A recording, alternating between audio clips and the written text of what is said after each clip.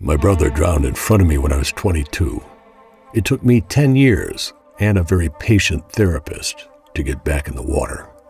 I should have stayed out. Before I tell you what happened, I should probably explain the rules.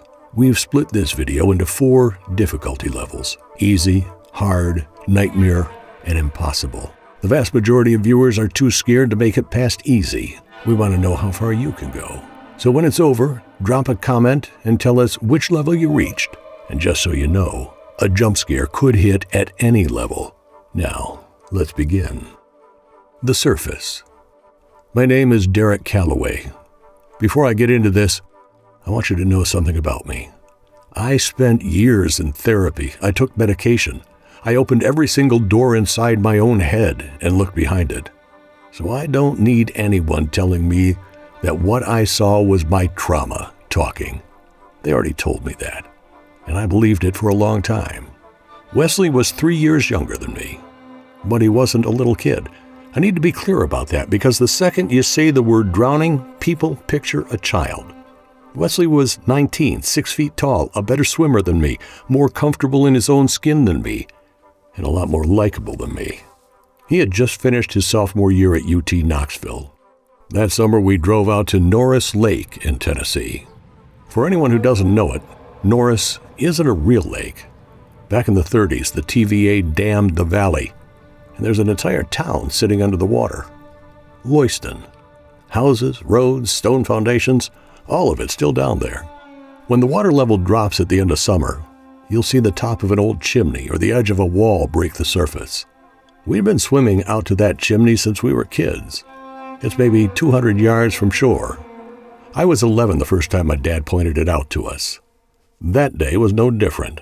August, 95 degrees, water like bathwater, not a cloud in the sky. Wesley challenged me to a race, and I laughed and went in after him. I pulled ahead of him in the last 20 yards. I slapped my hand on the brick, turned around, and I was about to say, "I beat you." There was nobody behind me. The water was empty. No arm, no ripple, no sound.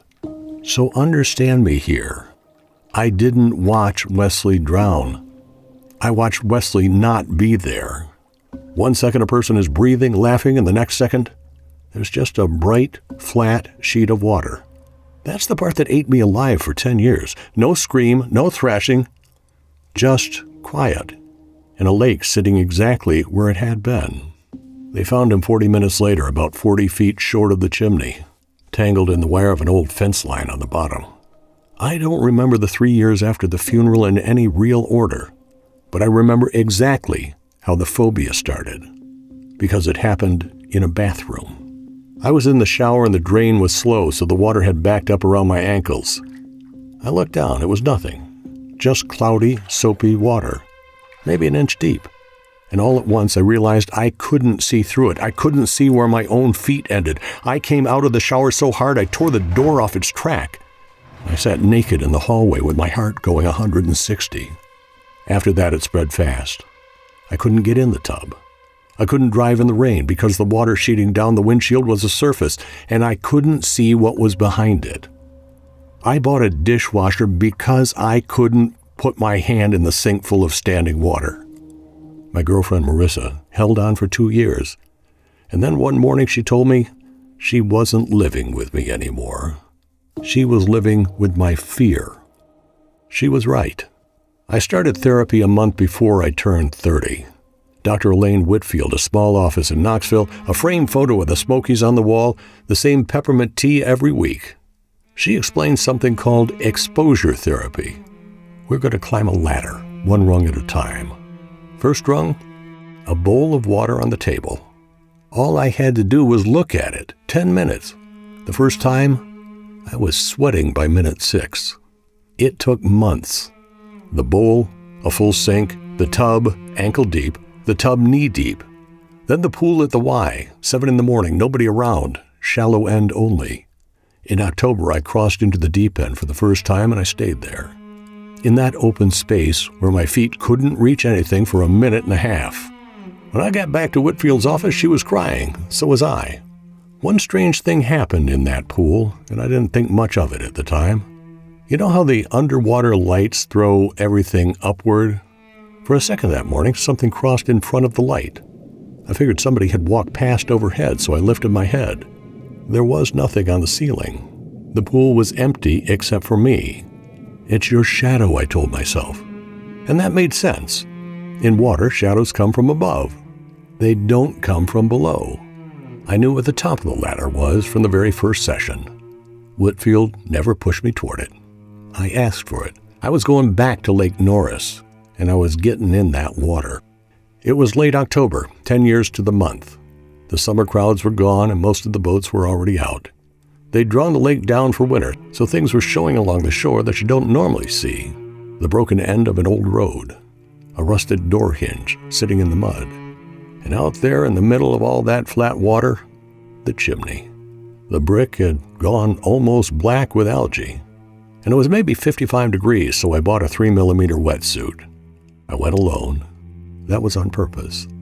This was between me and Wesley. Getting in was easier than I expected. I breathed the way Whitfield had taught me. In for 4, out for 6. Knees, waist, chest. Then I lifted my feet off the bottom and started swimming. And you can believe this or not, but it was beautiful. The thing that had been chewing pieces out of me for 10 years was suddenly just water. October sun, yellow trees along the bank, that muffled hum under my ears. At one point I caught myself grinning. I was heading for the chimney because I wanted to finish it, touch that brick one more time and turn around. About 100 yards out, the temperature changed. That's normal at Norris. The deep water is cold. There are layers. But this wasn't that. I didn't swim through a cold spot. The cold swam through me, like something passed by and a ribbon of cold peeled off it and slid across my body.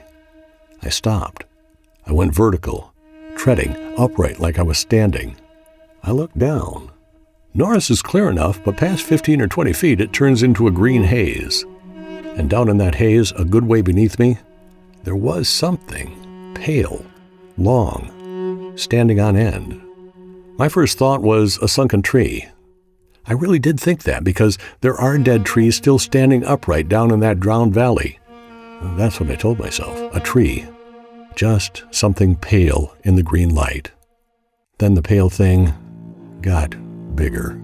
Not because it was coming toward me, because it was coming up. If I panicked, I would drown. I knew that.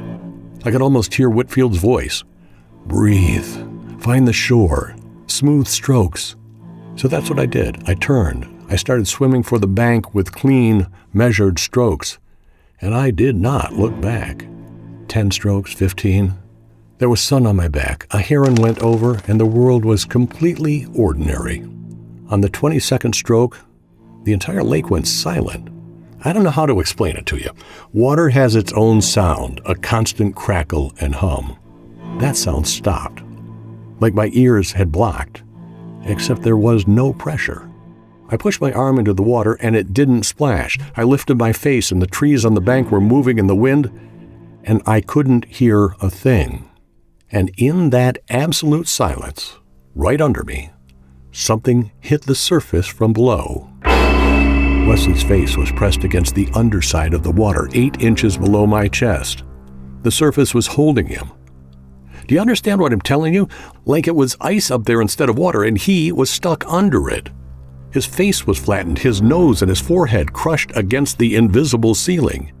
And his palms, too. Both hands laid flat and pushing up. His mouth was opening and closing, but no water was going in. He was screaming, and no sound came out. And his eyes, the eyes I never got to see again, not even at the funeral, were looking at me. He knew me. He was 19. He was still 19. Then he closed one hand into a fist and hit the surface from the inside. I felt that impact in my chest, like somebody knocking on a door. He hit it again and again, and every time he hit it, the surface flexed. It bulged up like canvas, and I was standing on that bulge, on top of my brother's face, while he looked up at me. That's where I stopped being a person.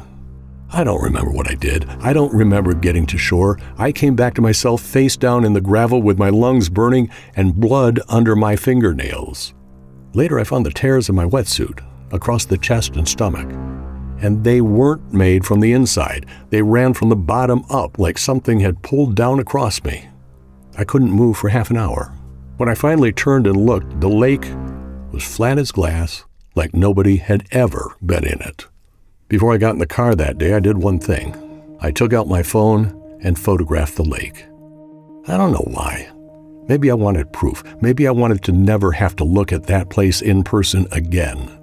Whitfield looked at that photo and explained to me how grief manufactures images. She was kind about it. I didn't get angry with her because honestly, there is almost nothing in that picture. Flat water, autumn light, and something pale and blurred down deep. It could be a tree trunk. Everybody says it's a tree trunk. I'm 35 now and I'm fine. I take showers, I drive in the rain. Last summer I taught my daughter to swim. The phobia is gone. Actually gone, which is why this doesn't end the way a horror story is supposed to end. I just never deleted that photo. And once a year on the day my brother died, I open it and look. The photo doesn't change. I know that. It's impossible. But that pale shape was very deep the first time I looked at it. It's a lot closer to the surface now.